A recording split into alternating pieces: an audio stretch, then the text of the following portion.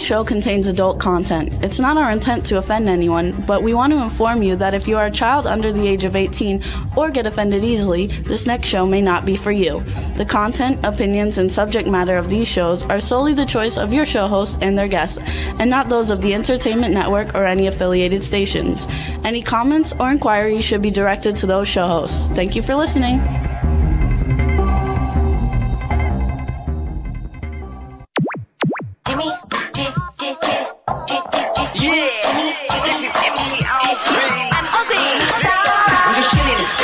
Sitting down and designing, where every man in a thinking, what are we gonna be wearing? Yo, I'm a Liverpool MC, you can't test me. Big up the girls inside the party, let's get down to crazy Jimmy. Big up myself and known as Alfie, the one and only, the Turkish MC. Always love the clothes of Jimmy. Bitch, I'm your wanna be, Jimmy Star's new celebrity. We'll take you out to Jimmy Star's. Hey ho, what's up everybody? Welcome to the Jimmy Star Show with Ron Russell.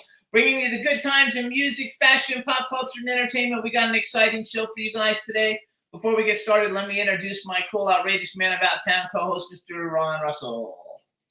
Howdy, folks. How you doing out there? I'm glad you came in to see our show. I'm Ron Russell. That's Jimmy Star. Ain't nothing. I'm something. Yeah. I'm getting ready for Saturday night to go to the Madame Tussauds Halloween ball. I'm going as a cowboy. Yeah, that's why I didn't shave. You see, I want to look rugged, like I was out in the desert for days in the sun and the sand. Look at him. He ain't nothing. Look. I got monsters on because we have a monster guy coming on. Anyway, let's get on with so you guys, it's Halloween Hotness. This show was so boring I could sleep all the time. Halloween/hotness.com, you guys, if you want to donate to St. Jude's. It's for a good cause to treat childhood cancer. It's at Madame Tussauds. They added a bunch of new stars, including Tussauds. No Tussauds. There's a D at the end. Even though it's French, there's no gravet. Okay, that doesn't so matter. It's Tussauds. Tussauds. And we have, they added a bunch of great new guests, you guys. Costas Mandylor from the Saw movies is there. Eric Roberts has been on our show. Actually, a lot of the people that are guests have been on our show, so it's going to be exciting, and we're looking forward to it. What's up, chat room? So how do I look as an 83-year-old cowboy? Terrific. They said they loved it. They love Rob's cowboy outfit, is what it says. I could play a cowboy. I'd like to. I've never played. Have I had one? No. Well, I've never played a cowboy. You've been on a horse, though. Oh, I've been on a horse, yeah, but I never played. Yeah, you're right. For that TV series. Sarah. That was a cowboy show, with Brenda Vaccaro. Yeah, that was a television series at Universal. And we were on horses. But I never really played a cowboy. You know, shoot 'em, knock 'em down kind of a. I mean, I don't know. Maybe if I had a mustache or something evil. I don't know. We want to welcome B. Claudia just joined us. Hey, BB. Hey, B. Sorry you're not feeling well. She had What's wrong? She's pregnant? No, she had dental surgery and her maybe mouth's all messed she up. was pregnant. No, she's not pregnant. Don't say things like that. Anyway, what's up, B? We hope you're feeling better. Sending love your way. And Hollywood Hotness. And then Friday night, you guys were going to the Bloodthirst premiere. It's the Mahal Brothers, starring lots of people that have been on our show and some that haven't. Vampire. Costas Mandylor is in it. B.J. Mezek is in it. Alyssa Dowling, Sheriff French, Robert Lasardo, and Tara Reid. We're having dinner with B.J. tonight and his fabulous wife, Shelley, who I'm crazy about. You know, she's the Julianne Moore lookalike. Yes. And I always have fun with her. So we're looking forward to having dinner with the both of them this evening. Yep. And we got two great guests, you guys, coming on today. Our first guest is composer Brian Keane. He's a Grammy winner. He's a Emmy winner. And he's also, lots of his films have been nominated for Academy Awards, where he's been a composer. So he's really cool. Never met him before, but hopefully we're going to have a great time. And our second guest is coming back for the third time. He was on once before Ron came on, once last year. His name's Tyler Main. He's a big star in the horror world. He also plays Sabretooth in the X-Men movies. He's really fun, and he's launching at Kickstarter. He's such a tough guy. He's so frightening. He's so scary. when he comes on the show, watch me destroy him. I'll have him shaking and peeing in his diapers. I think he's about 6'8". He's like I a don't huge care, dude. 6'8". You think I care about 6'8"? I'll give him one shot in the face. I'll knock him right out. Yeah. Hey, don't fool around with me. I'm from Brooklyn, baby. We got tough. Some of the other films too, you guys. He's been. Don't you forget about it. Don't play with me, baby. I'll knock him off on the show. He was also one of the big guys in that movie Troy, that Brad Pitt He don't movie. scare me. He's not supposed to scare you. Yeah, I know. He comes on with that face like he's The so Scorpion tough. King. Meanwhile, what's his shoe size? I don't know, probably like 14. You're so naive, Jimmy. You don't know what shoe size means. Yeah, I know. Among guys, we have a thing about shoe size. We don't say your wang size. We say shoe size. Anyway. I bet his shoe size is a 5.5. Yeah, right. Anyway, I'm super excited. I He's can't coming wait on. for him to come on. I'm going to destroy No, you're him. not gonna destroy He him. ain't going to know what hit on that big sissy Mary. Watch. What, he thinks he's going to scare me with that He's not supposed to. that tough face he plays. Get out of here. He's a super cool guy, you guys. We're gonna have a lot of fun. He's an icon. I in the really world like of him a horror. lot. Yeah, so it's gonna be a lot of I fun. really do. That's why I'm playing with him. Because you know what they say? I remember my mother always said, beware of my indifference. And I believe in that. If you don't tease somebody, you don't care about them. I only tease the people I care about because it's fun. It sort of bonds a friendship better.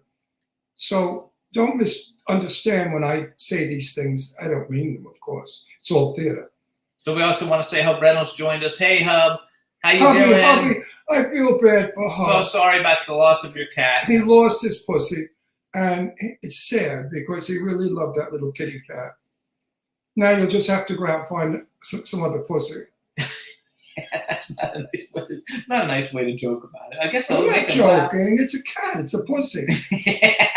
Didn't you ever see Are You Being Served, the English TV show? Well, the woman there used to always talk about her pussy, which was her cat. I think that's funny. And it was a very funny show. Everybody waited for her to make her pussy comments. Of course, dirty minds thought that pussy meant something else. But Hub and I know that I don't have a dirty mind. But Hub, go out and get another pussy. You'll feel better. That's hilarious. I'm serious because God forbid anything ever happened to Astro after I come out of a coma and a stroke and I kill myself, then I would get another one. I like love But it. I couldn't deal with the fact if I ever lost Astro, I'd have to hang myself. But Tester had a little haircut yesterday. We cut the hair on his face yesterday. So I gave him a crew cut. Now he looks like a Marine. he's cute, though. He's adorable. He's so cute. Look at him looking at me. I mentioned his name. Dogs are so smart. But really, Hub, I'm sorry about your cat. I really am, because you really wrote about it like he was your buddy. Absolutely. And it's sad, Hub. But that's what happens with animals. They don't live long enough. You know, I know some people that should drop dead now. They've lived on the planet too long because they're mean, rotten, no good dogs. People, not dogs. And animals should replace those ugly people. Those bad people should drop dead. And animals should replace them with long lives. Because, you know, I always promote rescuing a pet. If you are elderly, alone, and your kids don't call you and friends don't call you, and you're just very sad, I suggest you get down to the pet place and adopt a pet. If you adopt a dog, you will live longer. It's a proven fact, scientific fact. Old people, if they have pets, they live longer because you have somebody to talk to, somebody to hug. And it not like Astro, when I go to bed at night, guess where he is? Curled under my chin. His head is here. And he curls right up under my neck. And I can't sleep if he's not there. I've gotten so used to him being underneath my chin. It's a great comfort to feel that breathing of the dog. And you know what's really cute? He does this, as I do, and then he goes, So we both love each other. So, Adopt a pet, please. They need a good home. And you need to have the love of a pet. So I want to thank everybody for the birthday and anniversary wishes. Everybody commented Yes. about I got the Chucky family. So Yes. now I've got a bunch of Chuckies, but now I have Tiffany and Glenn also. Right. And we had a great birthday, a great anniversary. So thanks, everybody. 10 years married, and none of you listened to me when I said, send me some money to divorce this son of a bitch. But nobody sent any money. So I guess you don't want me to divorce him. So I guess I'll stay married to him. I mean, what am I going to do?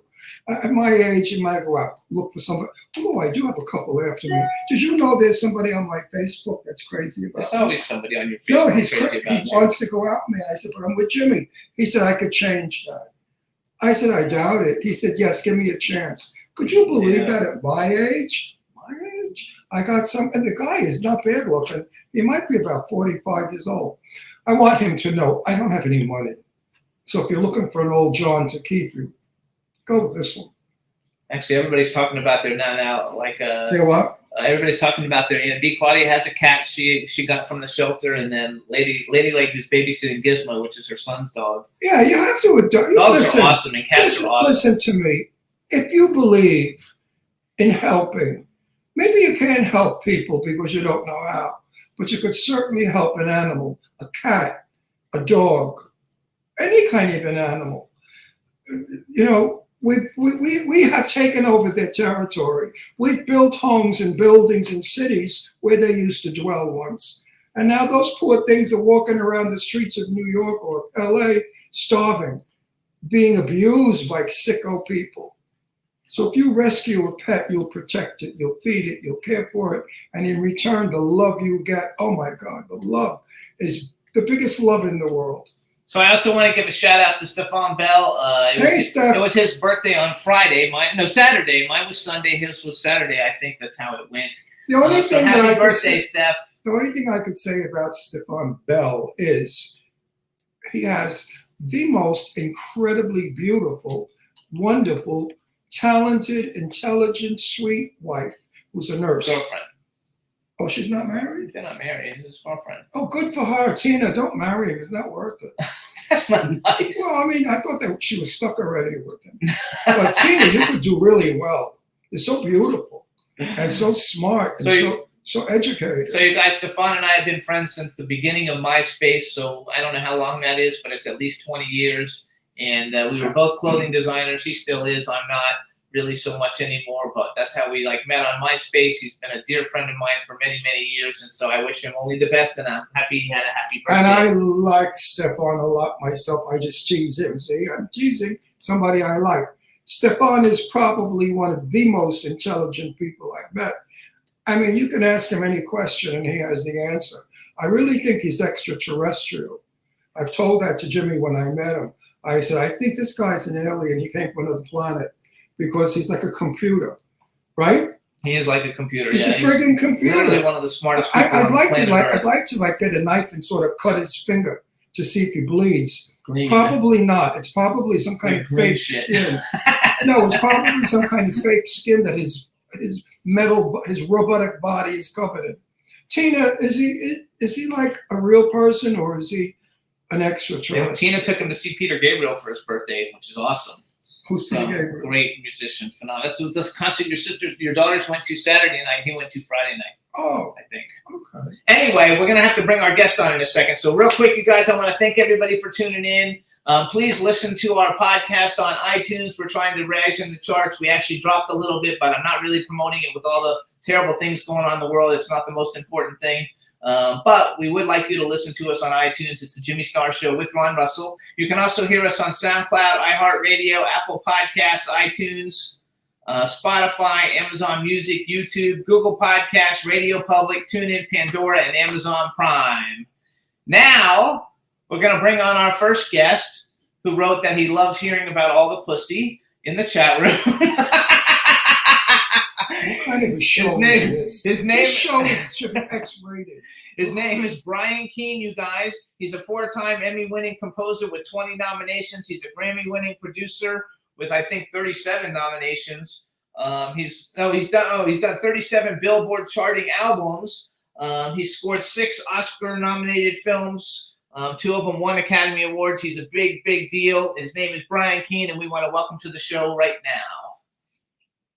Hey, Brian, how you doing?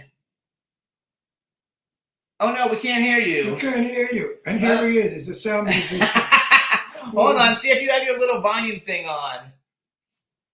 What a nice little thing he's set up too. Look at his like boards and everything and all his awards. Too bad we can't hear him. How come we can't hear him, Juan? You got any suggestions? With all that equipment and we can't hear you.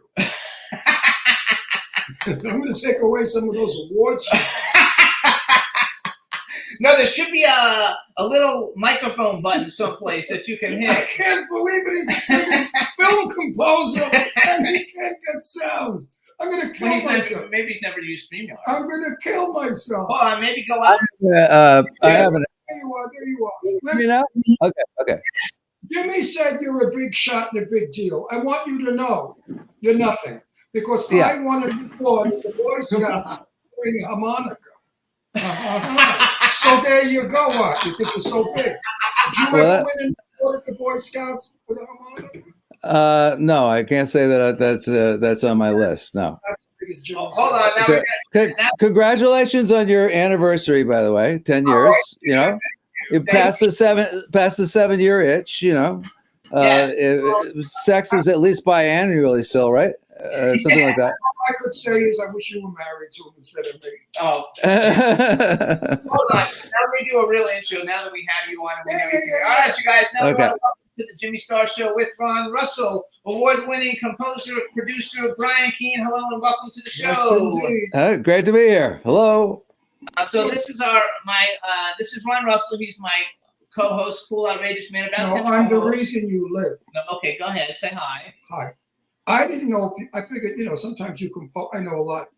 Jerry Butler, no, not Jerry Butler, who wrote that wonderful song, is a friend of mine. Jerry Butler. You know Jerry from Evergreen Studios?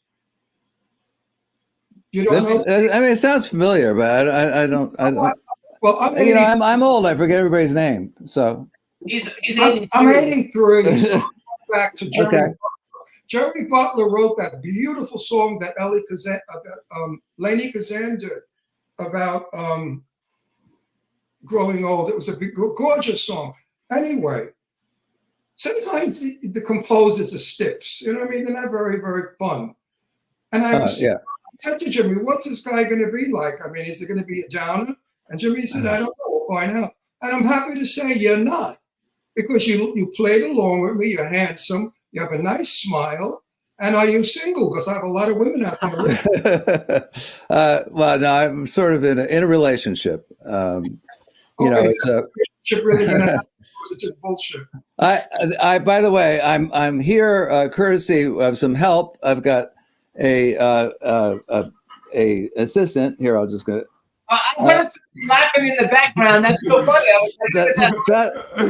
That's Jamie. Hey, Jamie, welcome to the show. Jamie hooked up the computer thing. I'm an executive incompetent. Okay, I can't like operate any of these machines. I have like people come in and work them for me, and I just say, get me an oboe or something like that. Brian, what movie would I know your music from? The most popular movie and the biggest achievement in your music? Well, there's a lot of. I have a very strange career, I have to say. Because I started in about 1980 scoring documentary films, and it was the first documentary that I scored was 1980, and there was no documentary business. There was. About 10 channels on television, and they had like a documentary, on PBS maybe once a year. And I was doing some bad, vanity demos in a friend's recording studio, and a couple walked in and took care, did a film about taking care of your teeth, the kind of thing they make you watch during recess, when it rains. And, they liked the band I put together for their teeth song, and they did some, Jimmy Buffett type songs of their own. And I produced a band for them. It's about shrimp boats and things like that. And then they were in Key West, and they noticed these scruffy guys coming off of boats. And in those days, the cameras were big, huge things with big reels of film. And they happened to be there to film it. And it turned out to be the Mariel boat lift. And so they didn't know what to do with Cuban music, and I had been working in a duo with Larry Coryell, and I was well versed in the jazz world to the Latin world with Arturo Sandoval, Yamotoro, people like that. And so they said, well, let's get the teeth guy, and the very first film got nominated for Academy Award. And pretty big deal. Everybody else, You better you know, believe it. never gets that on the first try. Yeah, and then like the year later, all the cable stations started coming on, like the HBO and Showtime and A&E and Bravo and Turner and all that stuff. And and I was the guy all of a sudden. I did the Chimps movie with Jane Goodall when she was introduced with Sheila Nevins at HBO. I did the Burns movies. I did American Experience. I worked with Henry Hampton, who did Eyes on the Prize, which was a big movie back then. And the first name drop. We like name dropping. Okay. The first primetime documentary series called ABC Turning Point, because by then I was supposedly the John Williams of the documentary. And Awesome. And so I sort of started forming like, how the news and documentary was going to interact with music. And it was a really interesting time, really interesting sort of situation, because by then I had also been signed as a major label recording artist. But at Turning Point, we were getting 30 million viewers a night. The old days of TV, when you got those kind of numbers, you don't anymore. I thought, am I ever going to reach 30 million people like being Earl Clue II in a jazz club? No. And so I had to like actually get out of my deal with Blue Note Records by creating the Bebop Headbangers from Outer Space. The Bebop Headbangers from Outer Space was intentionally created to get dropped. I also had some strange thing. Excuse me? Did they like the B-Bang headbangers? No, I did it sort of to be anti-commercial with the intention of getting dropped, because I thought, well, how am I going to get dropped? I mean, I've got to service the contract unless I can get myself dropped. And I had a #1 record, my first record out. It's called Common Planet. It was smooth jazz. That's what they were into back then, smooth jazz, And, the thing about fame is that, like say you're the Beach Boys, you're condemned to playing fun for the rest of your life, until the daddy takes the T-bird away. If you played avant-garde jazz. Oh, come on. We have tons of friends that have 1 or 2 huge hits and that, You play, if you play anything else, they throw shit at you, I asked Johnny Mathis years ago, do you ever get tired of singing Chances Are? He said, Ron, when I sing it, I don't even know I'm doing it. Yeah. It's so automatic that he doesn't even realize at the moment that he's doing it. And well, what's really interesting about scoring, music for television and movies and things like that is that a lot of people don't know they're being affected by it. I've had people go, oh, I love that movie. It was really moving. I didn't realize there was music in it, and music is the most important. Listen, a movie like Love Is a Many Splendid Thing, right, and Three Boys in a Fountain never would have been the films they were if the score wasn't so magnificent. Oh no, the score is instrumental, and the producers and the directors know that. But the public doesn't know it. And that puts you in a sort of interesting position, particularly when you're dealing with reality in news and documentary, because these are real things, right? Real people, real things that are happening. And, when the fairness doctrine, do you guys know about the fairness doctrine? I don't even know what that is. Okay, well, that was a law in broadcasting from 1949 until 1987, and Reagan did away with it in '87. And this was right as I was emerging as a documentary composer when this whole field was emerging. And there was a real debate whether there should be music in news and documentary at all, because it affects how people feel. I mean, I can make anybody seem like a hero or a clown, depending upon how I score them, right? And, if you, I have a question for you. yeah. Lately, some of the movies I have been watching annoy the shit out of me. It's not music. They have this noise now they put in. Clanging, banging, buzzing, humming. What the hell is that? Would you ever Well, movie? it's usually called sound design, and the idea of a melody seems to have gone away in scoring for this sort of invisible type of support. And scoring a documentary is quite a bit different than scoring a dramatic film, which I've done both. I did stuff I did a Stephen King movie. I did work for Barry Levinson, various things like that. But what's different about documentary is that, you have an obligation to the subject that you're talking about. And it has to, like, say if you're doing a historical subject, it's going to be the same subject 15 years, 20 years, 30 years from now as it is now.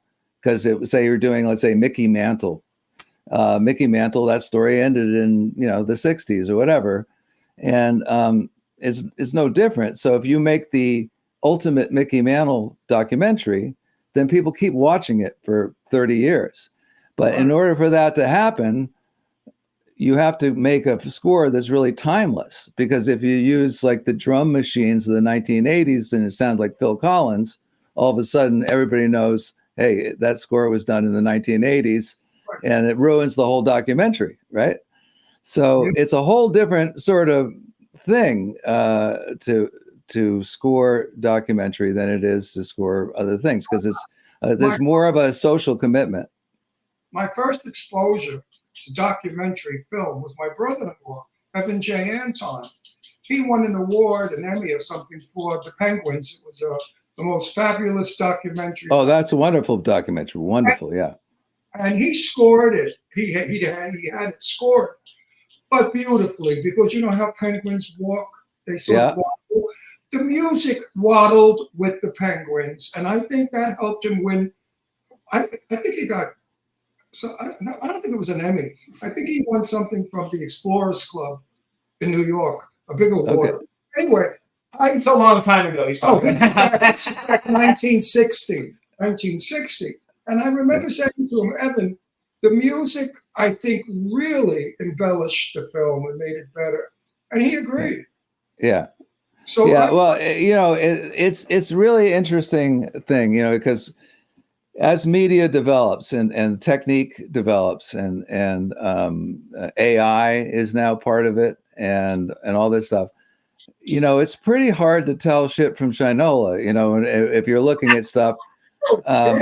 He says that all the time. He stole my expression. The other problem that we always have in a lot of films nowadays is the fact that a lot of times the music is so loud, though, that you can't hear the people talking.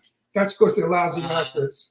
It doesn't happen much in bigger films, but it does happen, Because, listen, I came into the business in 1959. Okay. Right? Yeah. The big cameras, like you said, the set of That Kind of Woman that I was on, my first movie, the lights were burning us. It was so. We were shooting in a railroad station in Long Beach, Long Island, with Sophia Loren and Tab Hunter. And the lights, my God, they were the size of moons. Anyway, I forgot what I was going to say because I'm old, see? I understand.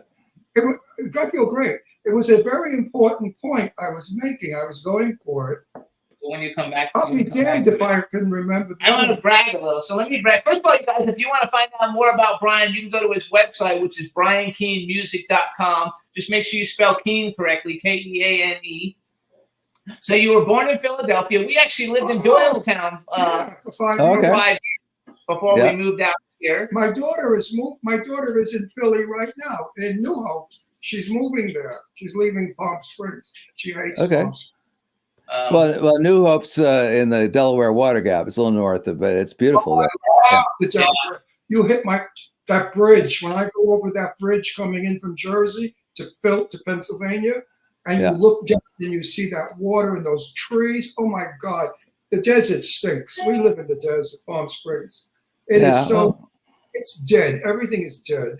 You don't see green or Pennsylvania. Well, you know, they didn't do the proper raking job, and then those space lasers came, and you know that's it just ruined this. Well, the dust comes in your house. You want to kill. Okay, So Pennsylvania.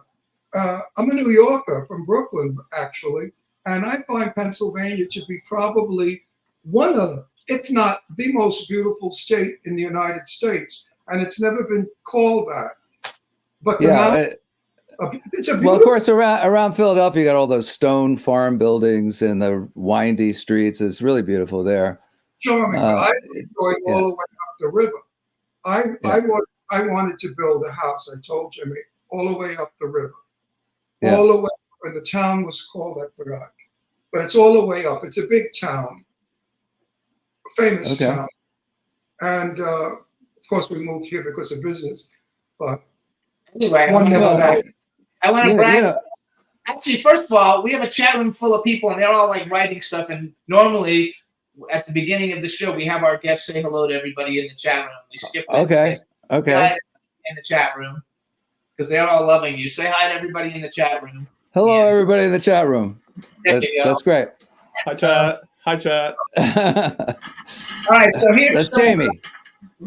Here's some bragging, you guys. This is what I took off your website. So if something is wrong, I think I got it all on your website. 4-time Emmy-winning composer with 20 nominations, Grammy-winning producer with 37 Billboard charting albums, scored 6 Oscar-nominated films, 2 of them won Academy Awards, scored 9 Peabody Award-winning films. You got inducted into the New England Music Hall of Fame in 2021.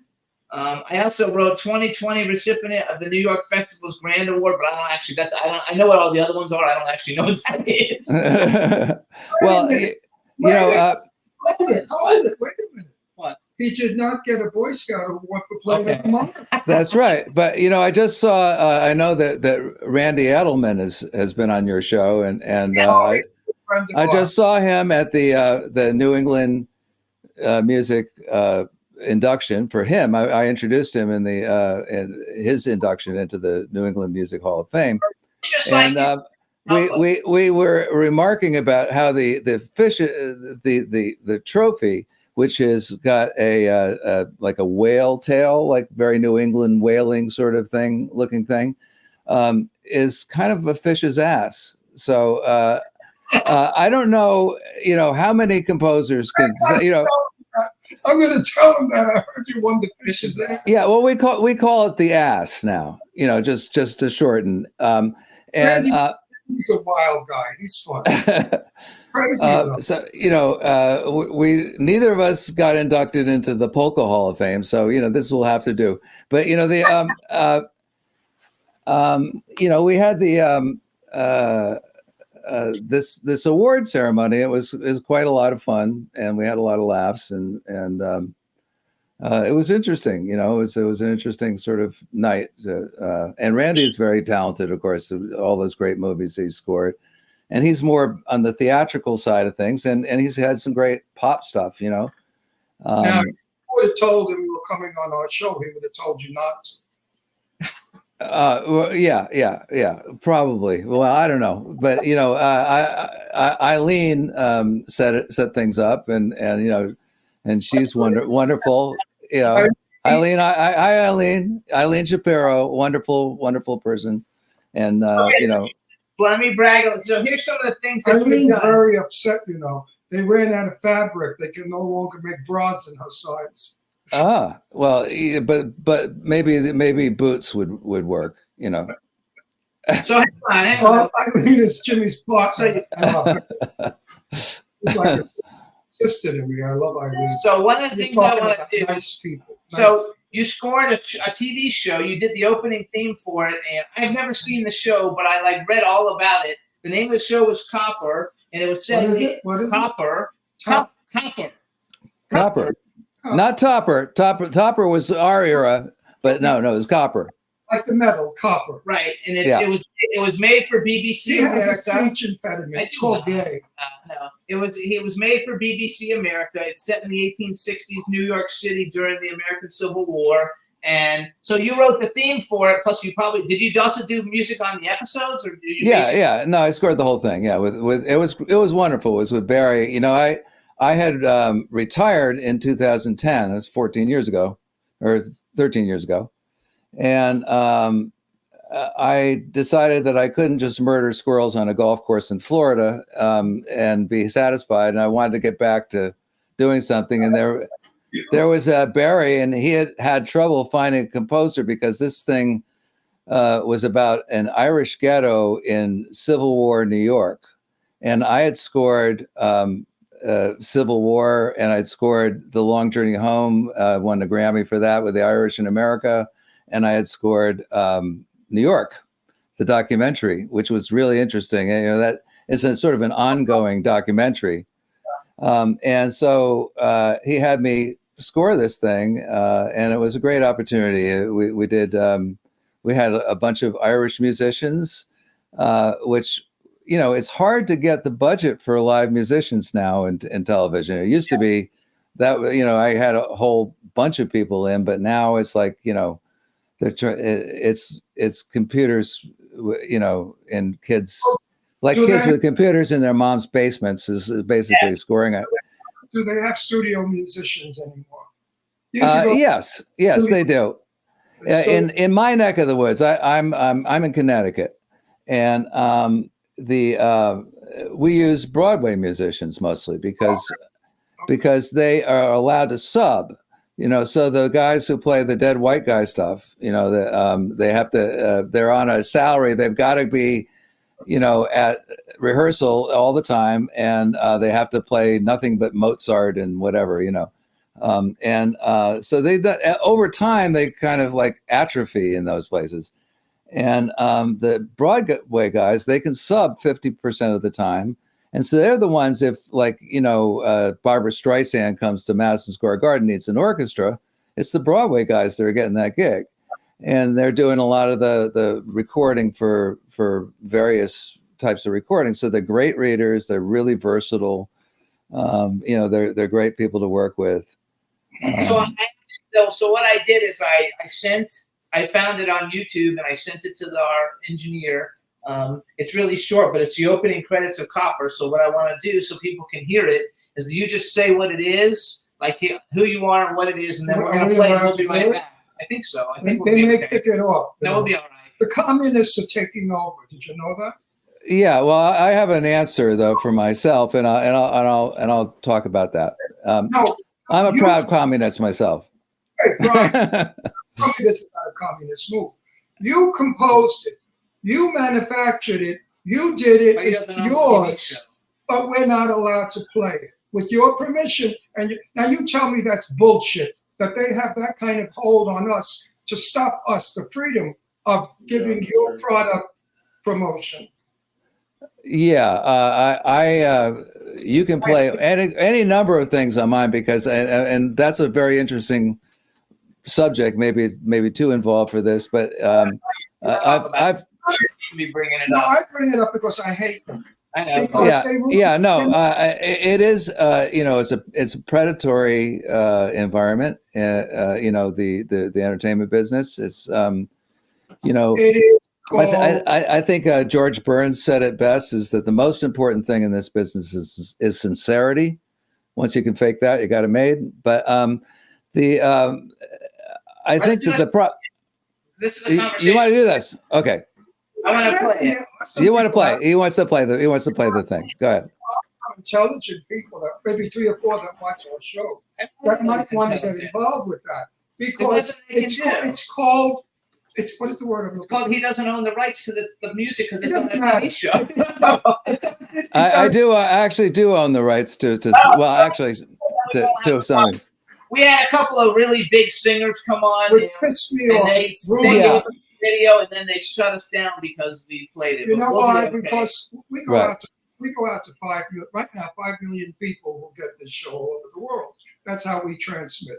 We're the number one bullshit show, in case you didn't know it. And people were coming in to listen to this one performer. And here we built it up like Barbara Streisand, and she's going to sing Evergreen, blah, blah, blah. And suddenly it's gone. So we look like schmucks. I mean, they say, what's Yeah. wrong? Yeah, they took it out later, right? Yeah. Sorry. No, they stopped us in the middle. We've got to They stop. stopped us in the middle. We've got to stop censoring. Anyway, Censoring is not good for our business. you go ahead and announce it. This is your theme from Copper. Juan, you play the video and you hang on because we're going to be right back.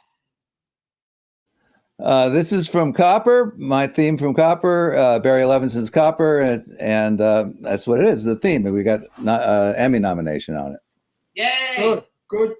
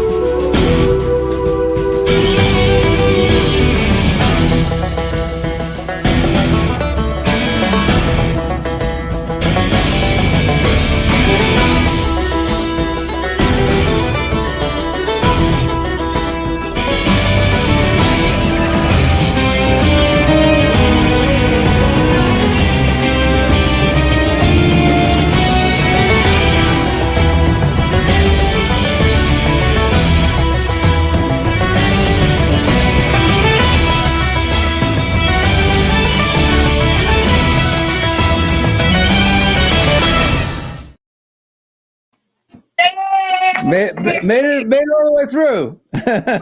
Yes. That music makes me want to see this show because it's exciting, it's moving, it was running. The music was making me run.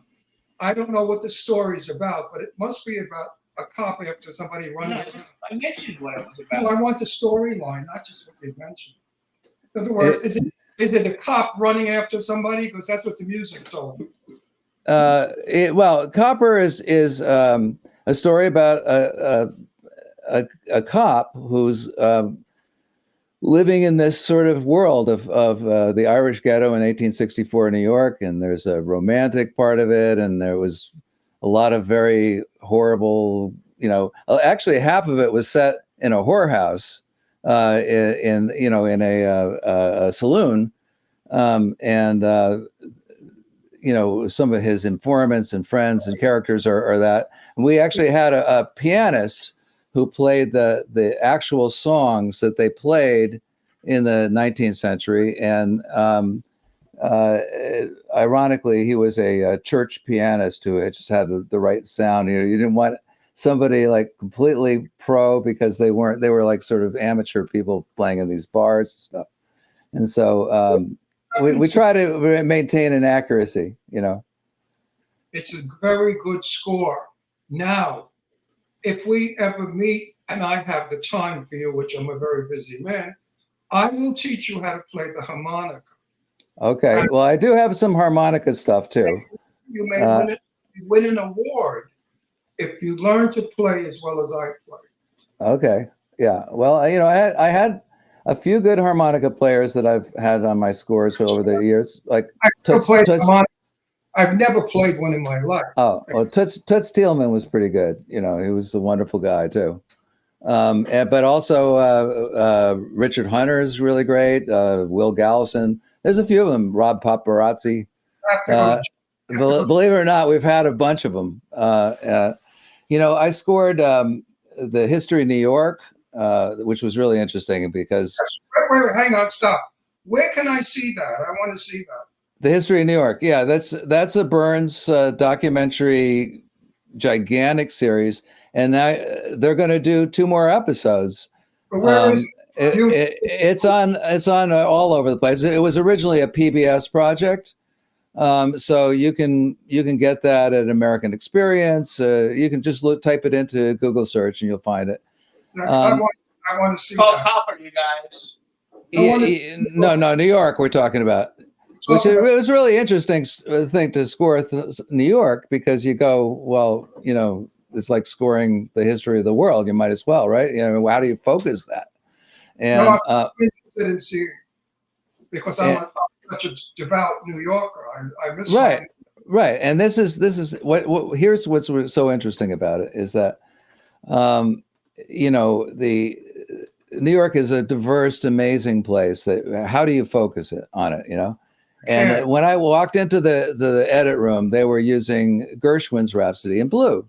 But Rhapsody in Blue at that time, and we're talking about the late 90s, okay, was the theme song for United Airlines. So every time you heard it, you thought you were going on an airplane ride, right? They had already sort of ruined it. And it's been done times, the Rhapsody. Yeah. So they said, okay, here's what we want you to do. We want you to write a Rhapsody in Blue, but we want it to work for the Dutch in the 1600s and still work for the Puerto Ricans coming in the 1950s. And I said, are you out of your fucking mind? So I was like, it was absolutely important. And then it occurred to me that there was a solution, that all these people, whether it was the Dutch or the Puerto Ricans or whatever, they all came to New York looking to find a home in which they could reinvent themselves. And that's a powerful human yearning that, damn, if it didn't connect the whole thing, connected the whole series, that yearning that has always been part of New York. It's not something new. It's something that was there for the Dutch. And I grew up in time. Those are my growing up days. And you grew up with the Dutch? No, but I married. My ex-wife was Dutch. No, but I grew up in the 50s with the Puerto Ricans. And I have many, many Puerto Rican friends who I still have and I love. But I watched them assimilate. They came here from Puerto Rico a little too gold blame, a little too gold tooth, a little too Puerto Rican, Now they are the chicest people in New York City. My Puerto Rican friends dress beautifully, better than most. Yes. And the women are absolutely stunning looking now. They've assimilated. They became more Americanized. And that's what we have to do now with all these new people coming in illegally.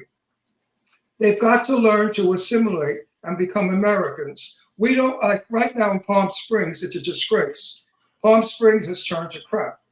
Every street corner now has tents with people selling food, like Tijuana. It's not right. It's against the Board of Health. It just ruins Palm Springs. Like outside your $5 million house. Yeah. I mean, it's terrible. If it's not the homeless with their push carts laying in the street in stool vomiting, or the Hispanics now that have How do come we get from. out of this conversation? I'm political sometimes. Oh. I want people. Listen, our show is about the truth, Jimmy. That's why we're number one. Because we don't fuck around here. All right. I say what I like. They don't like it. Kick me off the air. Palm Springs used to be known for the movie stars, the glamour, and the beauty. It no longer is. I don't know who they are, have taken it over. It's no longer spoken in English. It's no longer run like America anymore. It's like I'm in Tijuana, and I'm not lying. I think the whole disingenuous thing about the whole illegal immigrant sort of thing is that they could fix it like without any walls, without anything. And that's just by cracking down on those people who are hiring illegal immigrants. That's true too. They never do that, which means that they're not really genuine, but they're just using it as a political device, Listen, I'm not lying to you. They put up a huge tent with light bulbs. They have a generator and a thing to cook. And they're cooking food. And it's cash only. They're not paying taxes. I pay taxes. The restaurants I go to pay a fortune in taxes. These people are making illegal money, not paying taxes. And our democratic government is looking the other way. Now, years ago, Board of Health would have closed them down and the IRS would have got them for non-payment of taxes. So what has happened is these people who have come here are getting treatment that we did not get, and we Right. do not get, and I resent it. And you out there, if you don't like it, don't watch the show. Yeah, I agree that illegal immigrants shouldn't be coddled by the government. But I also think that if you're going to crack down on illegal immigrants, you're not really genuine unless you crack down on those people employing them, like the ones who work in the Mar-a-Lago kitchen. So I think that when you if you have a situation like that, you got to. I don't know. My whole business of news and documentary and stuff, and the business of creating music is all about truth. It's all about emotional. What music, enduring music, is really what's really great about enduring music is it's this emotional truth, and that emotional truth works the same way no matter who the character is. Interestingly enough, so that if I do sort of a moving piece of music, and I put it behind, one character, I can take that same piece of music and put it behind another character, and they will appear moving. And when you realize the power of that, and of course directors and producers do, then the potential to use that is, say, for somebody who just takes the highest bidder and does whatever they ask, is actually potentially very detrimental to the world, to society. And so I think that I don't see diversity, and I do not see equality. They speak of it, but I don't see it. right. Because what I have to do to live on this planet, most don't have to do. Okay? They're given. That's not fair. My father came here from Italy illegally. My father jumped ship. Okay? Mhm. Changed his name so he wouldn't get caught. Right. Went to work. He went to work as a house painter. And he Sure. assembled to being an American. And he married my mother, who was an American, and automatically became an American. And he was a proud American. And he never spoke Italian in public, only in the house with my mother when they didn't want me to know what they were saying, but I understood Italian. After a while, you learn. My father was so stupid, he thought that I wasn't going to learn the words. So this is all I say is, welcome to America. We don't say, no, don't come here. But when you come here, do what we do. We have formed a system for so many years in this country, a style of dress, a mentality, a way of behaving. Do it. Because if you don't, you're going to lose. You can't bring your country to our country and expect us to become your country. It'll never happen. Well, it's interesting. One of the things in the update of New York is that, they used to have Chinatown and Little Italy and Harlem and all these ethnic neighborhoods, right? All over New York, but it's all homogenized now. And it's homogenized based upon economic status, of course. So it's interesting how things change. I mean, we're in a situation. I personally, I'm a squattist, okay, which means I don't know squat in the scheme of things, and I'm pretty sure that nobody else does either. But that's just my own personal philosophy, because I look at those pictures they have of Earth from far away in space, and I see this little blue dot in a vast sea of nothingness, and it's been circling endlessly around one in some 20 trillion stars for its entire existence. So I kind of think that, all this, fame stuff and all the sort of grandiosity of what people think they know and how they're so much better than somebody else, it's kind of delusion. No one is better than anyone else. You know why? We're also in the morning they all sit on the same throne. Yeah. but more importantly, we all get to have this existence that's so unbelievably unlikely. Just sperm odds alone in the age of porn. I mean, but the existence that we have. If you look at that little dot and you go, okay, nothing exists for like light years around it, and yet on this little blue dot, we all get to exist and have this chance, have this life. It's really, truly an amazing opportunity. It's like winning the lotto 15 times in a row or something, if you think about the odds, and then how we got to be here. It's like some electrode hits a compound, it forms an amoeba, forms a, I came on a spacecraft, so I know that we are the aliens. No, don't laugh. I believe that millions of years ago we lived on another planet, and we escaped from that planet because we were destroying it, and we came to this planet. And many people believe that. Hey, if you could believe that Jesus Christ, a man, is the Son of God, and he did all these miracles, then why can't you believe in an alien? No, The stories are just as fantastic. Well, as I said, I'm a squattist, so every theory is of equal value as far as I'm concerned. Because I need to talk. You could talk. I want to say one thing to Brian. Brian, thank you for bringing us music, because music belongs to everyone. It's international. Yes. And because of your music, you could make things happen, believe it or not. You can. Your music can talk a story. Music does that. Because certain politicians, when they're on television, they play ugly music to get people to dislike them, or they play happy. But you know how to do all of that, actually. I do, yeah. Because you did a documentary on New York, and it's a very important documentary. That's what we talked about before. What are you, sleeping? I'm bringing it up again. I want to see it. How did we see that? Well, wait, let me say something. I have to plug this. It's like the history of New York. I have to plug this. Michelle Dougherty, the English actress, is the most brilliant actress we have today. She is in a series that's a couple of years old, and it's called Good Behavior. I am watching it for the second time, and we are binging it. The show is incredible. Her performances are breathtaking. She is the most talented actress of all time.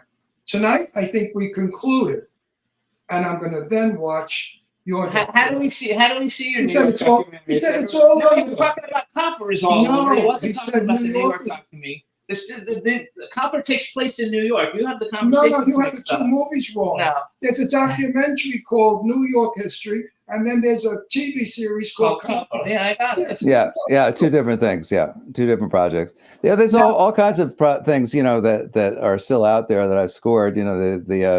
The hockey team that beat the Russians. Do you believe in miracles? My favorite sports movie, the movie with starring Kurt Russell. And so you actually did. That's right up the block. Do you believe in miracles? The story of the 1980 U.S. hockey team. Yeah, I did the documentary that spurred the movie. It was produced by Ross Greenberg, who was the head of HBO Sports. It's one of the greatest feel good movies ever in the world. Yeah. It's always it's really interesting business. You get to learn a lot of cool things. You get obscure things that impress your friends that you know them, especially when you can't remember their name when you get old like me. I could. I wrote down though that you actually. So you also did.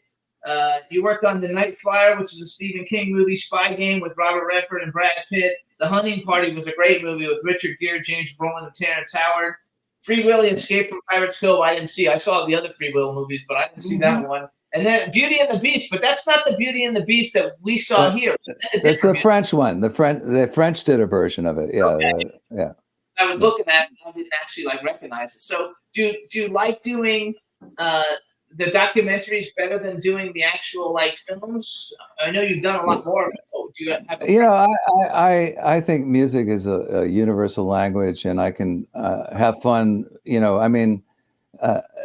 I can have fun doing a serious thing. I have a lot of fun doing comedy. I love comedy. What music is sort of a a soul-to-soul communication language that works, even with animals. You have a dog or a cat, and they hang around, listen to the music. It's amazing how communicative it is, and how powerful it really is, and You really said sort of how incognito it is in a way too, because when we were young, music was a form of entertainment where you sat around and uh, actually listened to music on giant speakers and maybe smoked too much pot or something like that. But this. now it's like sort of like a background. It's like a wallpaper, so it's This always there. not going to go. But this brings me back to Johnny Mathis. Yeah. More people got pregnant listening to Johnny Mathis than any other singer, because when Johnny sang of romance, everybody fell in love. And don't you think I have the balls to say this to him? Because I love him. He's a sweetheart of a guy, He's a regular Joe. He's no snob. He's no star. He's like a regular fellow. So I said to him, I said, Johnny, how many women got knocked up because of your music? He said, oh, millions, millions. I said, why is it? He said, because in so much as his music was love, it was sexual. And I said to him, you know what? If you really listen to some of those songs, they are sexual. So to some people it was romance, and some people it was sexual. And that's what you're saying in your music. Everybody gets from your music something different or the same. Well, I have made a science of trying to, and it was really interesting because I started out in like sort of intellectual side of music, with touring with jazz people who were very famous and all that. And what I discovered in doing documentaries and films and stuff, and even in producing records, is that the emotional side of music is every big as well as the intellectual side of music, if not bigger. And it is this fascinating thing to mine, because you can actually, if you seek emotional truth, you can actually find it and express it in a musical sort of term. And Classical music does it. Classical music is a movie. I mean, my father used to make me lie in bed at night. He put the radio on, because that's how old I am, radio. And he put a classical station on. And my father would say, hear the ocean? Listen to the trees. See, there's a bird flying. And he taught me to listen to music. So good music, well-written music, tells the story. A lot wait, let me just finish because I'm political. A lot of the crap today, like rap. What in the hell is rap? That's not music. That's somebody talking about some bullshit that nobody cares about.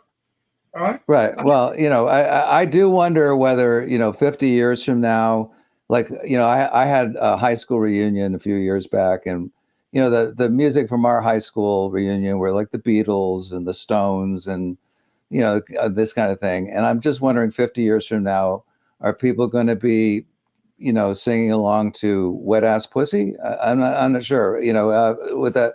But at any rate, what I do want to mention that I do have a movie that's premiering soon that was really interesting, and a great emotional opportunity, which was actually a Holocaust film called Here Lived, and it was about this German artist who made these stones that you put in the streets, because these families never got they never got a grave. They were taken. Are you talking about the tombstones of the Jews? They made sidewalks? On sidewalks. Stolpersteins, or they call them. And it was a German artist whose father was in the SS that came up with this idea. And now there's like over 100,000 of them. And this film follows, their, the personal stories of survivor families, of like people who were smuggled out when they're 4 years old. It's an amazing sort of story, an amazing twist on that same story, And it makes you really feel like you can support something really important. A few years earlier, I did a film about driving while black, and that was when all that, George Floyd and all that stuff was happening, and the history of the mobility tied to slavery and all that stuff is really amazing. I mean, you get to do serious things, and now we have all this problems in the Middle East is the latest thing, and here, I mean, in the 1980s, I got a call to do a film called Suleiman the Magnificent, and I started laughing. I thought it was a Monty Python comedy. That's how much I knew about Suleiman the Magnificent. Who would call himself Suleiman the Magnificent? And I learned that it was, eventually about the Ottoman Empire. So I've done all over the spectrum. Here I'm doing a Holocaust film on one side of the fence, and did the Ottoman Empire on the other. So it's like, Brian, tell me a little bit more about the Holocaust film. Right now, We have like 2 minutes, so we don't have time. right now, we need to know, because anti-Semitism is the most disgraceful, disgusting, ignorant, stupid fucking thing that exists on our planet. Anti-anybody, race, anti-color, sexuality, any kind of anti is ignorance. It's damaging, it's dangerous. And what's happening now in Israel is disgusting. It is. It's ignoring the gift that we're all given. We're all given this opportunity of existence. And we're never going to have anything bigger than that. I don't know why we're trained in schools, to learn algebra so we can sit in a cubbyhole, figuring out insurance forms or something. We're trained that, status and power and money is the most important thing, but existence is the most important thing, because I mean, it's just logical. What good would the money be if you didn't exist, right? It's just logical. I hate to keep referring to my father, but my father was Jewish. And my father said to me before he passed away 30 years ago, he said, Israel will be at war. He said, it's inevitable. The Jews are going to be, there's another Holocaust coming. And I said, oh, Papa, no way. That never could be a Holocaust again. Are you kidding? We're all beyond that. And here we are, folks. Yeah, well, Holocausts, unfortunately, have been part of human history, and very often, they're con men who get some sort of delusionary thing going, like a cult, and they focus everybody's problems on some minority as an easy solution for people's problems, and they fall for it like suckers every time. And it's really should be made more aware. People should be made more aware of it. I'm very aware of it because I'm scoring stuff, and I see what people are trying to do in the media from the how the sausage is made sort of perspective. And the documentary you're doing, tell us a little bit No, about we don't have time. We gotta go. Second.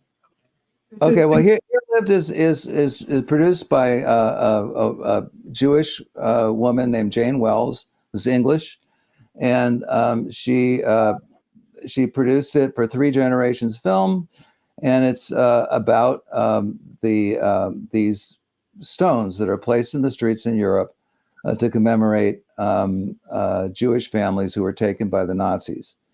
And it's deeply moving and very unusual look. And it's in some ways inspiring in a different way, because these are Germans who realize how terrible this was, and they're trying to do something. And these are and they're of another generation. They're not the Hitler generation. They're of the new generation. And when we learn about our history, even the worst of it, we can learn, we can get better from it, from not. Right. Here lived. Brian, you're as nice and as good as your music. Thank you very much. You came on our show. You're a good guest. You were fun. You were open. You were honest, and you're real. And that's the most important thing to be. And you guys can find out more about And Brian listen. by going to BrianKeaneMusic.com. Because I couldn't find you on like Instagram or any social media platforms, right? Basically, it's your website.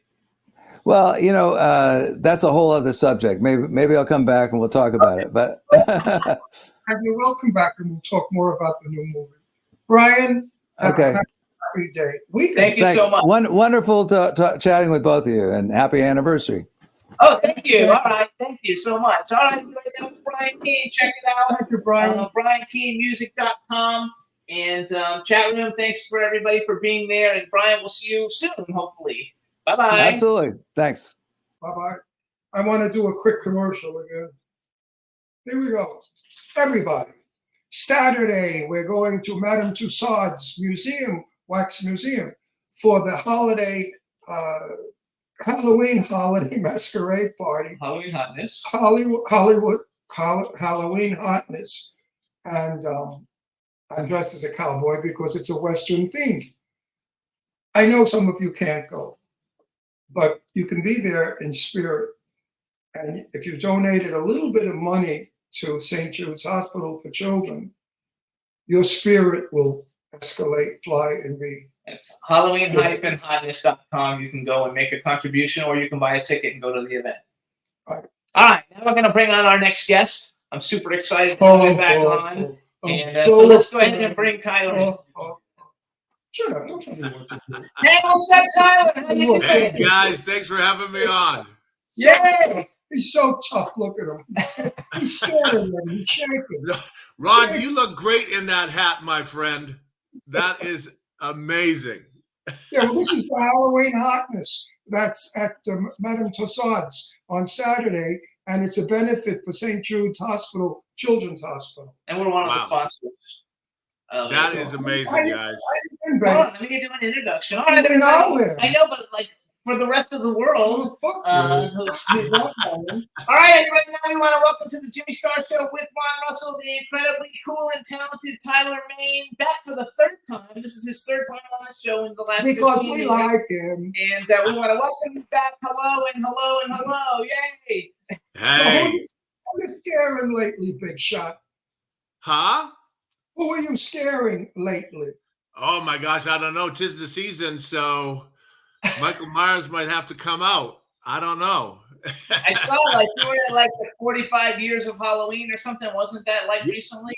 Yeah, we just had the Halloween 45th, man. There have been a lot of Michael Myers that I just got to meet for the very first time in Pasadena. It was amazing, great time to see everybody, and the franchise has been going strong. So yeah, How many times are you Michael Myers? I know you're at least two. two times, yeah, for the Rob Zombie Halloweens. Yep. Okay, so the first one in Halloween too. Okay. And you really scared the hell out of the public. Well, then I did my job right. Oh no, that character will live on forever. Him and the other one, and Jason. Jason is also. Yeah. We've had every Jason on the show, and we've had many of the Michael Myerses on the show. Tyler, do you go to book signings? I mean, picture signings? Yeah, that's what he just did. Yeah, You I want- do. I go to You wanna conventions and promote stuff. one?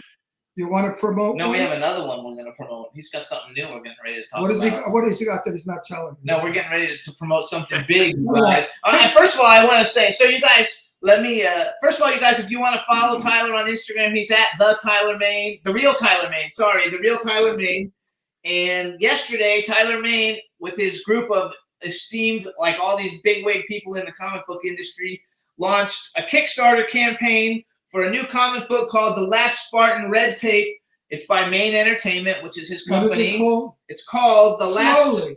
Enunciate. Speak English. The Last Spartan, Red Tape. Good. You Yeah. did And well. Good. and I'm gonna let Tyler tell us a little bit about it. But number one, I want to say you're killing it on Kickstarter, dude. Congratulations. Thank you. Yes, day one we're fully funded and sky's the limit from here. So The Last Spartan Red Tape. Imagine Sons of Anarchy meets The Punisher with a human trafficking storyline. So I've been teaming up with DeliverFund.org, a human trafficking organization that is working to put an end to human trafficking in America and around the world.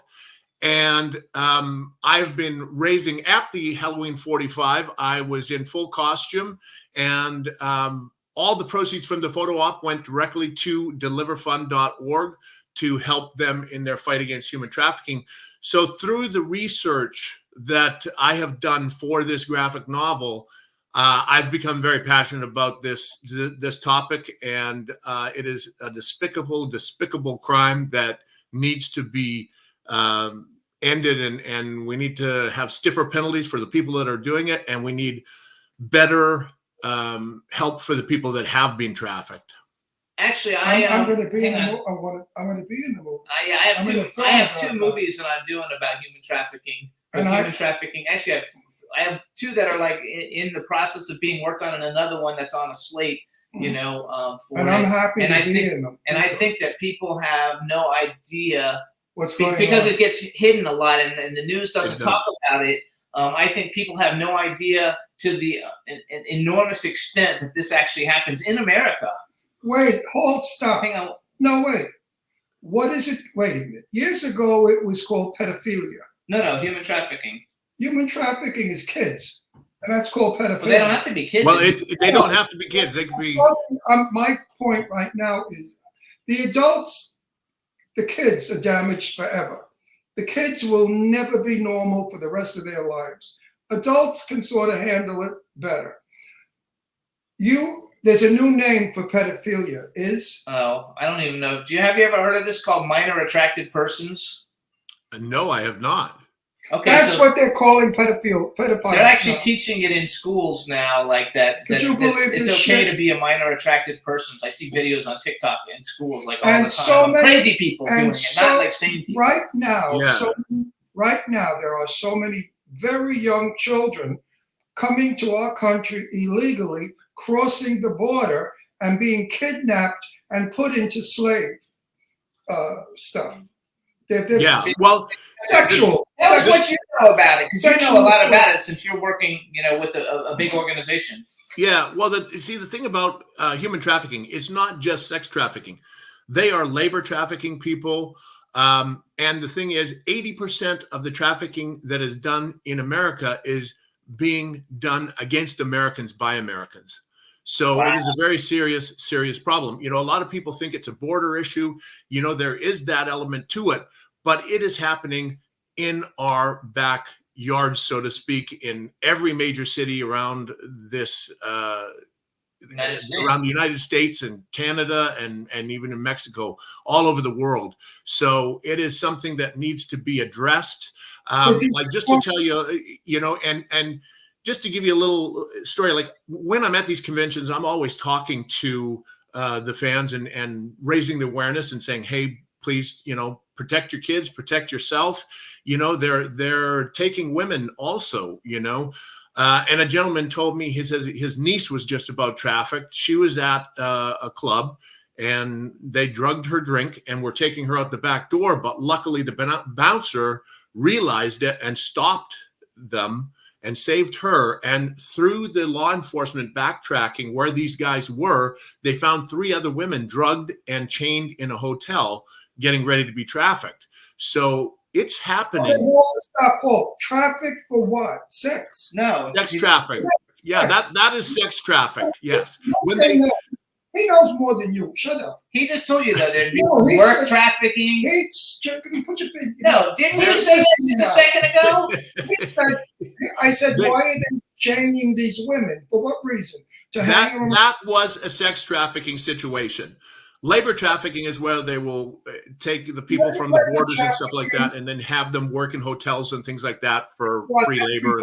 That's been going on since. It's been going on since the dawn of time. Yes, but it is a very, very big problem right now. It is larger than it has ever been in the world, and it is because of these internet. Kids don't really realize who they're talking to when they're talking to people online, and they figure they're going to go meet a friend, and it's not a friend. So. That's the one good thing about deliverfund.org too, is they have tools in their arsenal to help equip parents so that they can monitor what is going on and protect their kids. So it is a very, very, very serious topic. When I lived in Florida, there was this lady who left her husband and went to California to be with the person that she'd been having an affair online with, and she got there and it was like a 13-year-old kid. You know, like this crazy shit can happen it wasn't a sex trafficking. Crazy things happen on the internet. People are scammed all the time, and I think it's relatively easy to do it because. Oh yeah, I mean, because it's you're behind that curtain, so to speak, which is you could say and do anything.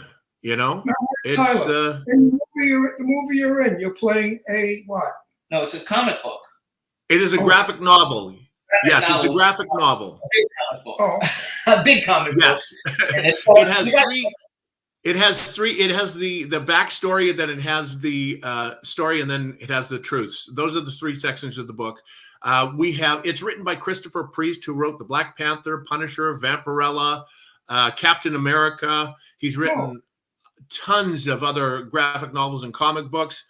And through doing the research with Christopher, we found a lot of these things that were happening, and he goes, oh, that doesn't really happen. And sure enough, we would find an article where it was happening, and it did happen, and it has made the book, you know. So what the book is for.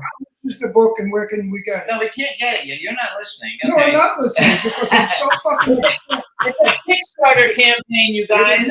I am so upset over this for subject. You have no idea. I know. It infuriates me. Listen, you go to Kickstarter, right? Right, let's get money for Kickstarter. Wait, you go to Kickstarter. If you plug in the search, because this is how I found about it, you type in The Last Spartan, red tape. You can type in Tyler Maine, because if you type in Tyler Maine, it'll come right up. And then they have the greatest perks ever, you guys. There's even like a special cover, Halloween cover one. They have all different kinds of perks, many different ones where you can get all the different versions. And it's a Sons of Anarchy meets the Punisher in Atlanta's seedy underworld of human trafficking. It's an adventure, action, crime drama. I think it's based maybe partially on a book or on a book character, because I saw something about Frank Keane. There's been books about Frank Keane, and I guess that's your character in the comic book. Yeah, it is. It is based off of John Saunders, a good friend of mine's novel that he wrote, and it came across my desk about 15 years ago.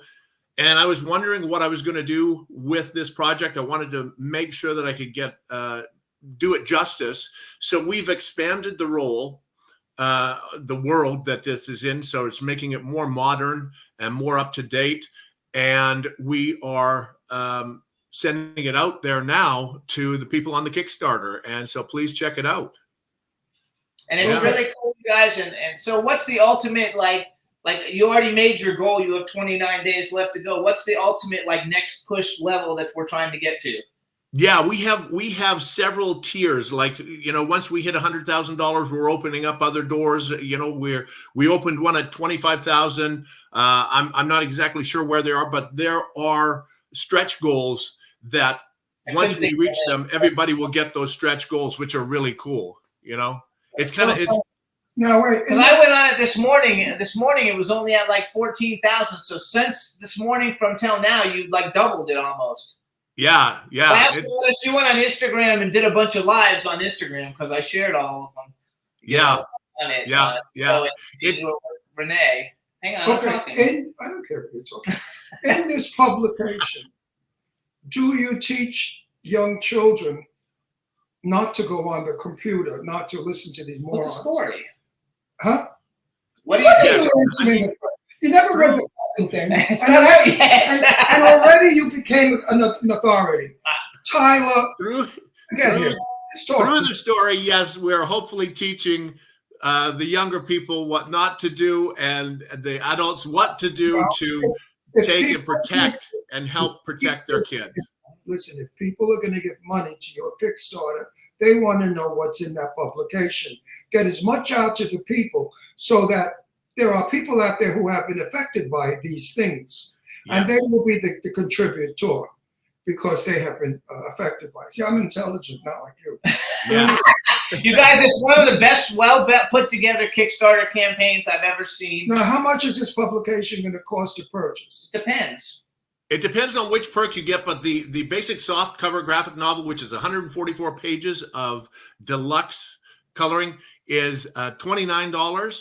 And then if you want to, yeah, and we also have the script book by Christopher Priest for anyone that is interested in learning how to write a graphic novel and understand the process. You know, it is the script for a graphic novel is so much different than a film script.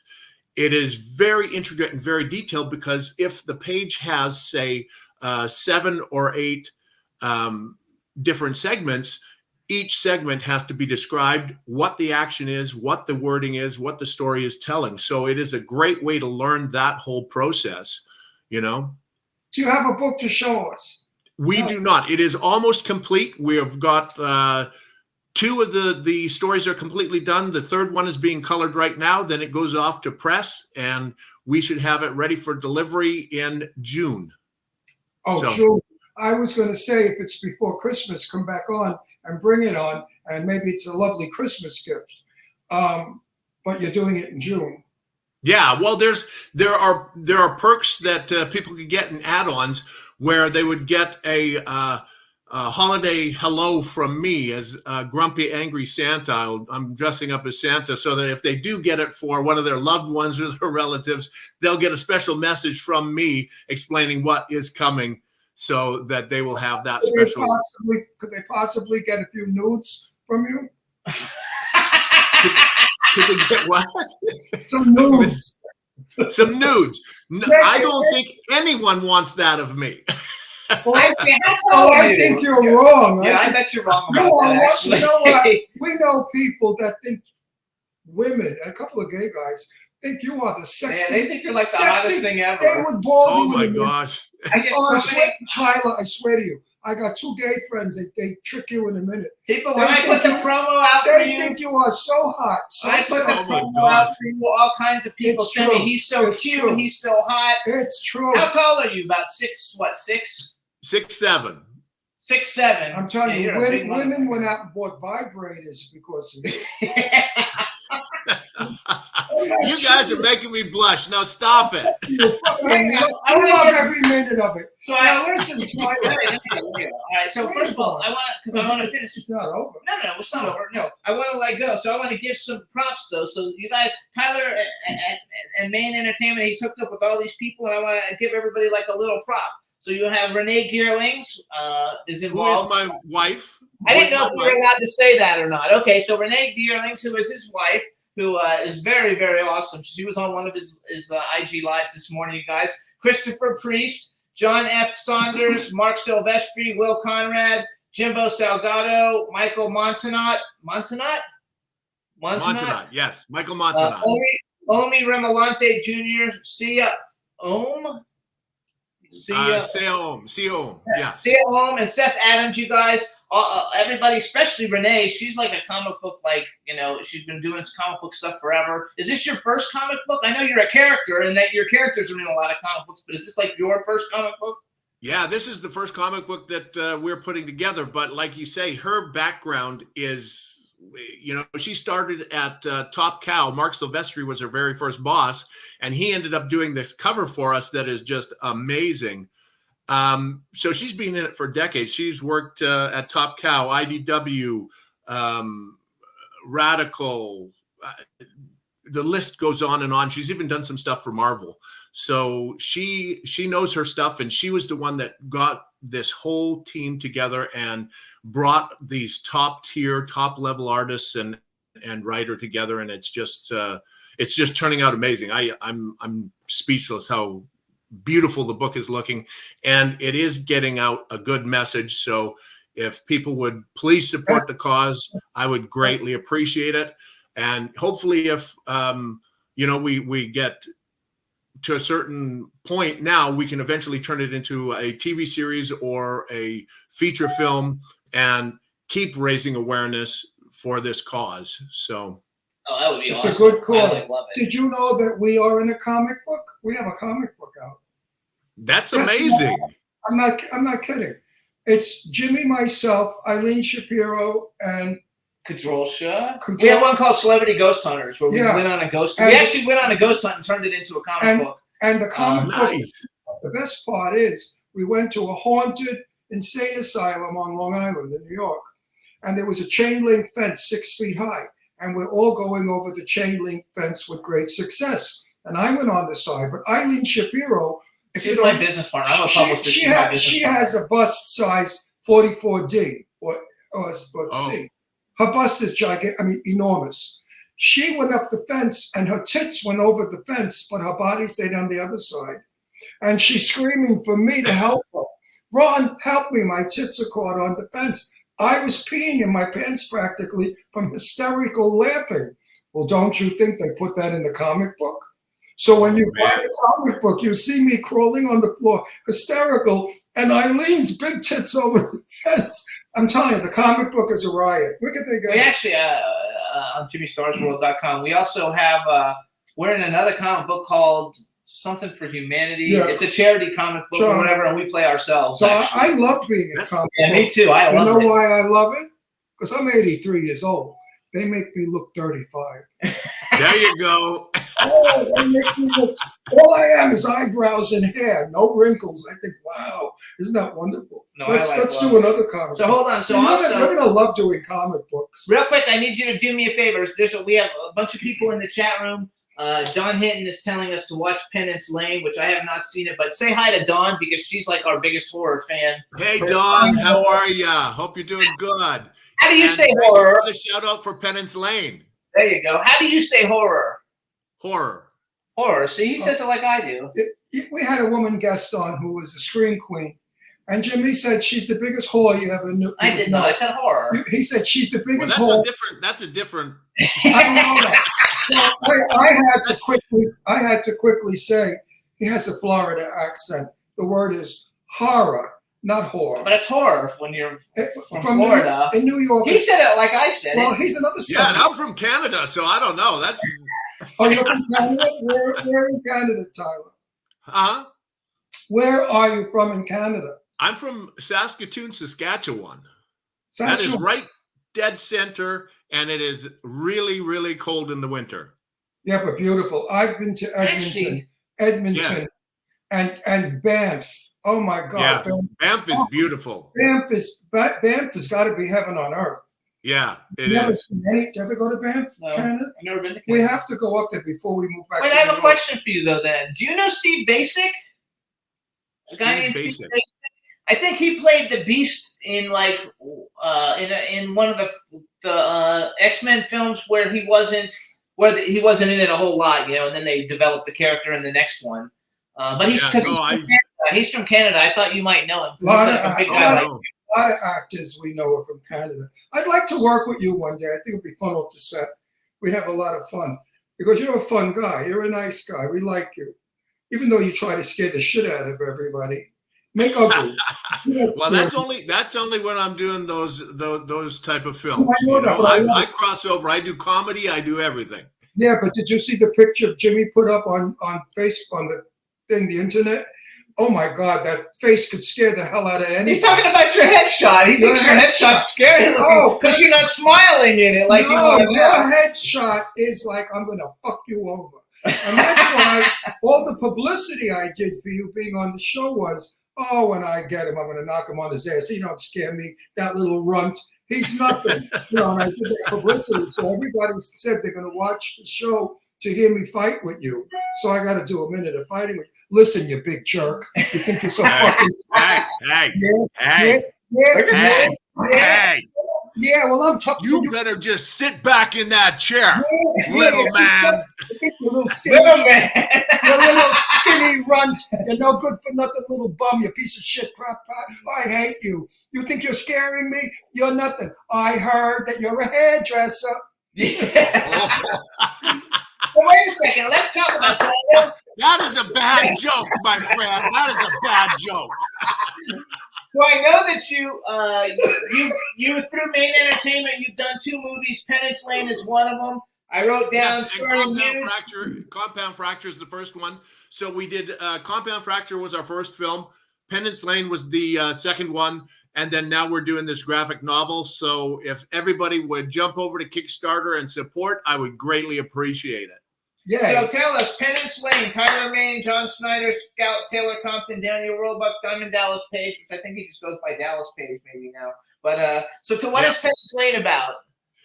Penance Lane is about a family or a guy that has people that are doing body harvesting in the basement of their house. So it's along the same sort of lines. You know, there's a horror for you that, you know, but and that's another topic, you know, that people don't realize. Body harvesting. Yeah, I mean, organ harvesting is a big thing. People don't realize it, you know? I mean, there's all kinds of stuff going on in this crazy world we live in. What do you mean, but what do they do? I gotta find out about this. What, they kill people and put them in the basement for what reason? Well, no, they'll harvest their organs to sell on the black market. Oh. They keep them in the basement and take out their kidneys and their livers and their hearts and their brains. Well, I hope they never take out my penis because the guy that gets it's going to be so fucking lucky. So you guys can follow Tyler on Instagram. He's at Real Tyler Main. Some of the things that you might have seen Tyler in also, he was Sabretooth in the X-Men, which you were like so good We've never met you in person, have we? No, we have that not. Sucks. We got to really meet it. What are the red carpet? You don't go to red carpets, huh? Yeah, I'm in Atlanta now. You what? I'm based out of Atlanta now. Yeah, I don't give a shit. Hollywood is where you want to go to the red carpets to be seen. Well, that is true. That is true. I got my share of them when I was there. I used to live there for a long time. I moved just before COVID. Actually, we're going. Where are you exactly? Not exactly. I'm just outside of Atlanta, Georgia, right by Pinewood Studios, or it's Trilith now, Trilith Studios. Everything is real. Is everything really happening in Atlanta now, like they say?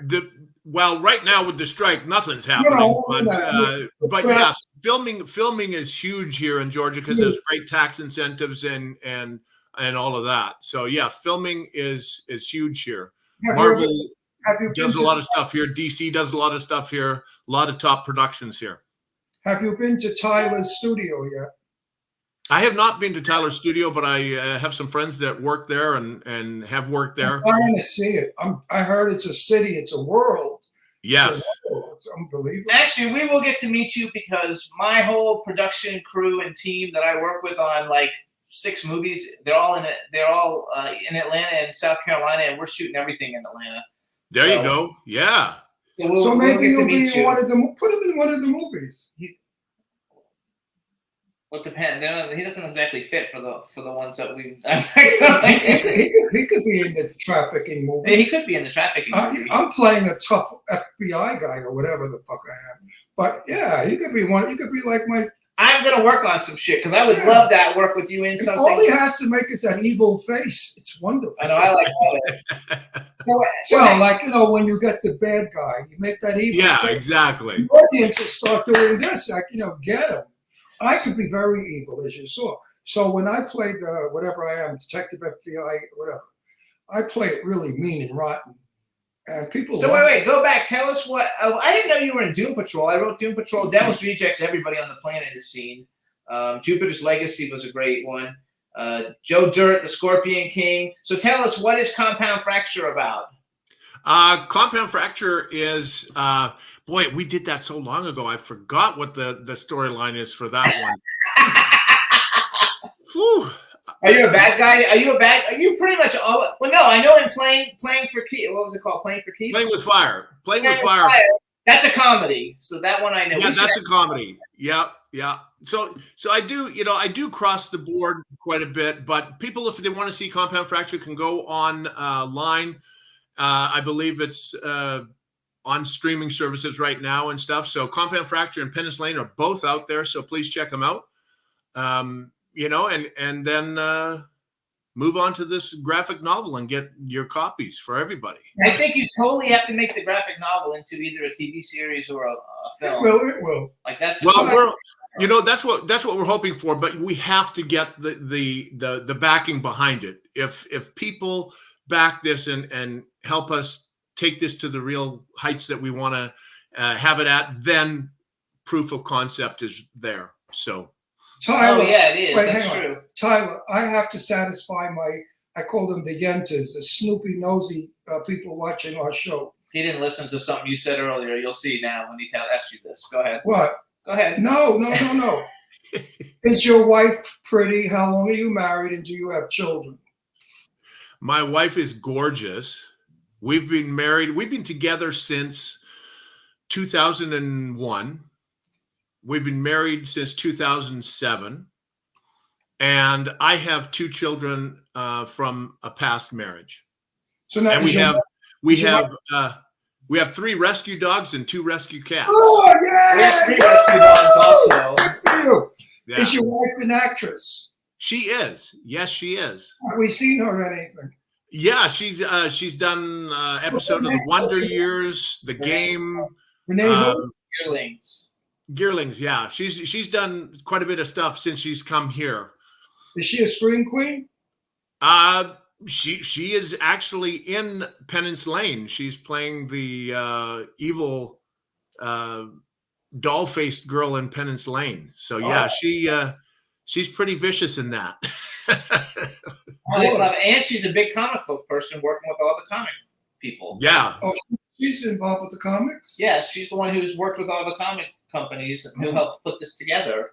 And if you guys go to Tyler's Instagram, you can see her, you guys, and you can listen to them talking about the new comic book. I'm not finished with my private interview. Now, are you happily married, or is it a chance you're going to get rid of her and you're available for the women out there that are watching you now? I am so happily married. She's going nowhere. So the women out there that desire you, it's tough luck. I'm sorry. See that, girls? Ladies, no good. You're not going to get them. The marriage is good. Now, the most important question is they want to know your shoe size. 15. A bunch of women just fainted. I actually told him 17 earlier before you came on. I know of 3 queens. I'll take that couple inches. Yeah, I know of 3 queens in Palm Springs who just fell in love. So hold on, let me say this one. I just want to keep saying it so when people watch this. So you guys, all you got to do is go to Kickstarter, plug in The Last Spartan, Red Tape, or Tyler Maine. The Kickstarter comes up. There's so many great options. One of the cool options is you can get the Halloween special cover, and you can get it autographed, and you can get it autographed by Tyler, and that's something that then you can have as a keepsake forever in your collection. And those, believe it or not, those autographs go up in value. Absolutely, he's Tyler. Yeah, and we also have one of my favorite perks that we have is Coffee and Comics, which is deliverfund.org, the company that I've been working with to help raise awareness about human trafficking. They have their own coffee blend, so you can get 12 ounces of their coffee and the graphic novel, so you can have a great cup of coffee in the morning and a great read. So, and those proceeds go to Deliver Fund. So you would be helping out a organization that is taking down human traffickers. I have to say, I have to give you kudos actually, because we know a lot of people, just like you do. We know a lot of people, and I don't know that I've met as many celebrities who actually, would go to a Comic-Con and do a photo op and give the money away, to a charity. And so I want to give you props for that. And it's a really important charity. So I think kudos to that. And I really hope that the comic book raises $250,000. Right. I would love that. So please send everybody our way. Absolutely. I'm sharing all your stuff on Instagram. So as I see it, I'm sharing it all to everybody, and I'm sure we'll see what we can do. Tyler, if you do get in the movie about trafficking, you and I will have no problem acting, because all we have to do is show our true feelings. We'll win an Academy Award. Because there you go. Really, when I do my lines, they're going to come from my heart. Yeah. Because I'm so against this human trafficking, the abuse of children. I was an abused little boy at 4 years old in the Brooklyn projects. Won't go into nothing penetrating or anything like that. But a porter of the building took me in the basement, made me pull my pants down, and I went upstairs and I told my mother the guy threw water on my coolie. That was the extent of it. but it's never left me. It's, Yeah. it's interfered with my life still at 83 years old. Right. So the damage done to a child by Yeah. an adult, my feelings is that adults should be executed because we don't need people like that on this planet. That is That's true. right. That is true. Children, The children are emotionally scarred for the rest of their life. the rest of their There, life. there are organizations out there that help to deal with it, but with my talking to professionals, they say if someone is gone for 72 hours, it's really hard to get them back to their state of mind that they were before. Yeah. There was always that there, and you will always have that scar. But the longer they are trafficked, the longer they are gone, the harder to bring them back is, and that is something serious to consider also. Absolutely. Do you know who Jane Russell was? The movie Yeah. star Jane Russell. She was my best friend for years. And she told me that most children that are sexually assaulted or whatever become gay.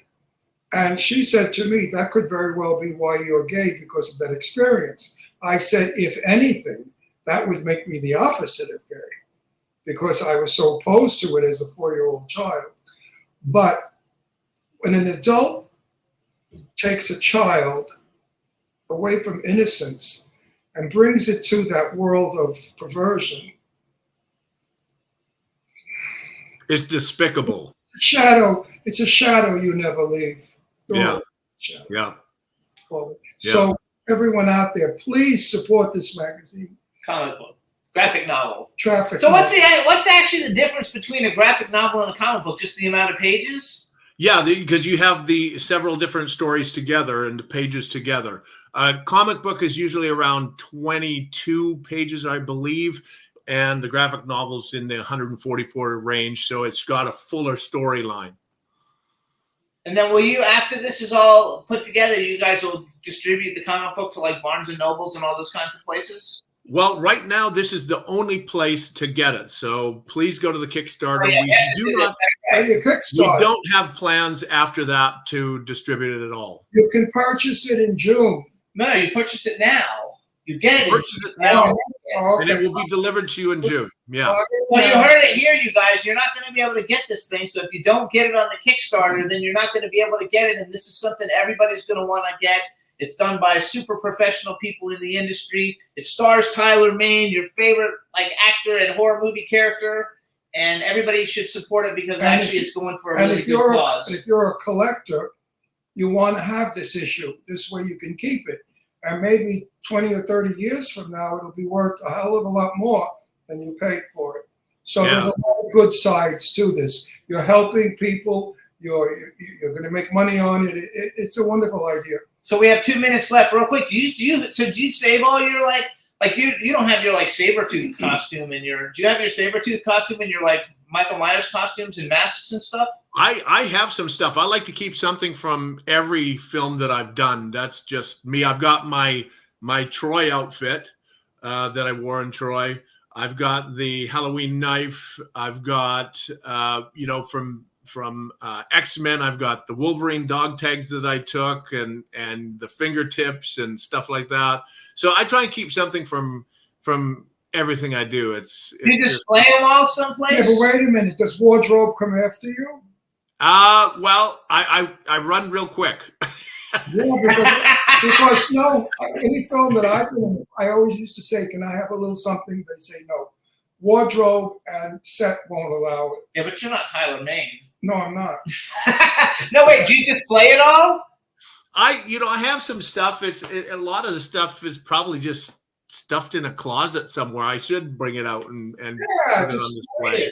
Like a museum for everything. That would be cool. It's part of who you are, and you should put it in your house. This way you could look at it and say, feel good about yourself. That's me. I love it. I have the movie poster, a lot of the movie posters up, and then my wife goes, there's no more room for your posters. We're running out of wall space, not another one, so I'm like, okay. But you're going to have one for the last Spartan. She'll have to add at least one more. And do like I do. I have them all reduced. and they become one big painting. You know what I Oh, mean? yeah. A collage. Collage, yeah. All right, everybody. So we got like 30 seconds left. So please go to Kickstarter, plug in The Last Spartan, Red Tape. Let's make this project go through the roof, starring Tyler Maine. You guys, Sons of Anarchy meets the Punisher in Atlanta's underworld of the human trafficking, seedy underworld. It's a collectible item. Please get it. Tyler, I wish you all the best with it, and we hope it knocks it out of the park, and we want to thank you for coming on the show. You're always a great guest, and you're always a lot of fun. And maybe we'll see you in June so we can show the magazine. Yeah, absolutely. There we go. Yeah. Yeah, Right? that would be great. Well, we have a date sometime in June. There we go. We're going to be shooting in Atlanta, so I'm going to send you a Yeah, little message when we we're get there. Yeah, I'll moving. see you guys then. We're moving to the East Coast in about 6 months. We're moving to Southampton. Oh, Long Island. nice. Yeah. But then So we're on the East Coast to work in Atlanta. We'll be up and down the East Coast. All right, Yeah. so we're going to go. All right, Tyler, thank you so much. Tyler, Please say take hello care, to your babe. wife, and good luck with the project. We wish you all Thank the you best. guys for having me. I appreciate all your support, everybody. And I hope I didn't scare you so much that you won't sleep tonight. I don't know. I'm a I hope I little. didn't scare you so much. I hope not. All right, everybody, we'll see you next week. Bye-bye, Have a baby. great weekend. Thanks, Tyler. Thank Bye. you guys. Yay. Bye-bye. Woo! Can turn out to be so wrong. Yeah, we in the mix. Yeah, we in the mix. It's another episode. Here we go. The Jimmy Star Show with Ron Russell. Interviewing the hottest, newest, and truest up to date celebrities. Make sure to subscribe so you can get notified weekly. Jimmy Star, he's the king of cool. Ron Russell, he's a gorgeous dude. Chat room is live, and you would be a fool not to vibe with us at the Jimmy Star Show with Ron Russell. Come watch it live on W4CY Radio. Miss some past episodes? Download on iTunes. The Jimmy Star Show with Ron Russell. It's the Jimmy Star Show with Ron Russell.